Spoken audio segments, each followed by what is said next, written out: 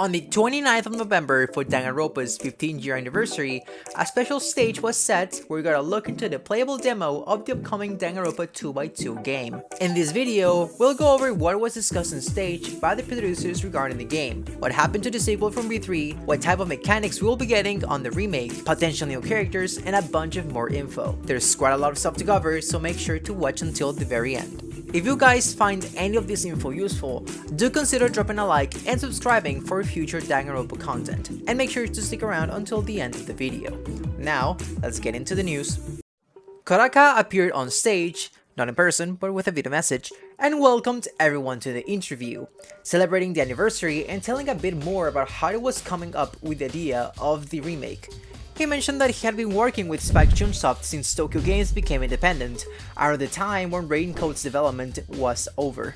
He clarified that Masafumi Takada is still very much present for the music, and briefly expressed that he's looking forward to keep sharing what Danganronpa has in store with the help of Chunsoft. Shortly after his video message concluded, the Q&A with the producers continued, and a good handful of questions were thrown here and there. For instance, when asked why they opted for remaking Danganronpa 2, he said the following statement. "Well, when I was thinking about what to do with Danganronpa, I came up with a lot of ideas, such as a new work or a sequel to V3. It's a story that's being completed, so I talked about how rough it would be to work on the sequel." When asked about if it's possible to play the new scenario as soon as you start the game, or if there's a condition for playing the new content, the producers said that they're still working on the detailed specifications and will give more information on them in the future. However, they did say, and I quote, "If you want to start with a new mode that will be added this time, I'd like you to choose the one you want to start with."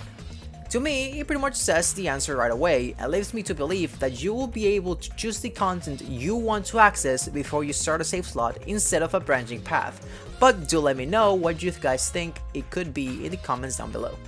When asked about the way the new scenario starts, they clarified that it starts in the same way, but it changes a little bit right away, and then it changes more and more as the story keeps on progressing.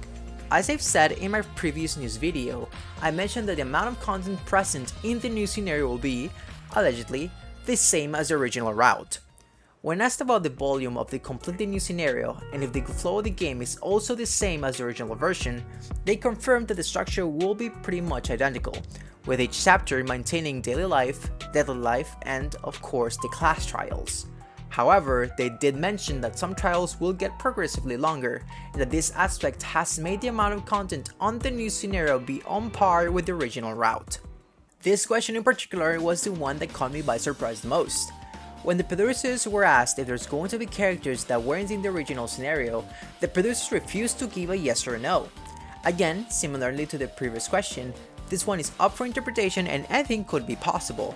But I do find it very interesting that they didn't want to say if we were going to see new characters in the new scenario or not. For one of the concluding questions, when asked about class trial mechanics from V3 making a comeback for the remake, even mentioning the evade scrum or the line mechanic by the interviewee, the answer we got was confusing. Between, well, yes and no, and one producer outright saying that his script mentions that he shouldn't say too much today. We're gonna have to wait for more details to drop sometime soon. Even though the Q&A was a bit of a mixed bag of answers, I do think we got a couple of hints here and there of what we can expect from the remake, and speculate even more on what this game can possibly offer. I feel like every time something new is said about the game, we get more questions than answers, but hey, that means more content for me, and I ain't gonna be the one to complain. These were all the news we got from the Danganronpa 2x2 stage. If any of you is interested in reading the full transcript of the Q&A, check the links in the description down below to give a quick glance. If you haven't seen the demo that was shown on the same stage, make sure to also check out the video I published where I take a look at the gameplay and give my thoughts on what was shown. Is it the boathouse? What? Oh, of course. Yeah, of course. Yes, we're here. Look, man, I'm goated. I knew it. With that being said, thank you all for watching, and I'll see you on the next upload. Maybe the next one will take me a freaking month to make. Take care, y'all. I have nothing else to say. Almost burped. Oh, sorry. Fuck. Okay, well, bye-bye. That was, yeah, bye.